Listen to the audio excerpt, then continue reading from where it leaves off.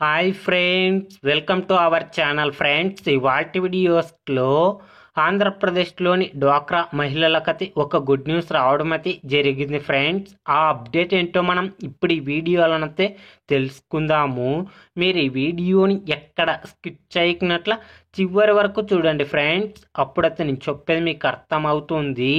అలాగే వీడియోనైతే ఒక లైక్ చేసి ఇంతవరకు మన ఛానల్ సబ్స్క్రైబ్ చేయని వాళ్ళు వెంటనే సబ్స్క్రైబ్ అయితే చేయండి ఫ్రెండ్స్. ఏపీలోని డ్వాక్రా మహిళలకు జగన్ సర్కార్ గుడ్ న్యూస్ చెప్పింది. వైఎస్ఆర్ ఆసరా పథకం నిధుల విడుదల తేదీ ఖరారైంది. ఈ నెల 23న అనంతపురం జిల్లా ఉరవకొండలో సీఎం జగన్ ఈ కార్యక్రమాన్ని లాంఛనంగా ప్రారంభిస్తున్నారు. 2019 ఎన్నికల నాటికి డ్వాక్రా మహిళల పేరుతో బ్యాంకుల్లో 25,570 కోట్లు అప్పు ఉంది. ఇప్పటి వరకు 4 విడతల్లో 19,175 కోట్లు చెల్లించిన జగన్మోహన్ రెడ్డి ప్రభుత్వం మిగిలిన 6,394 కోట్లను 78 లక్షల మంది ఖాతాల్లో జమ చేయనున్నారు. ఈ నెలాఖరు వరకు ఆసరా ఉత్సవాలను ప్రభుత్వం నిర్వహించనుంది.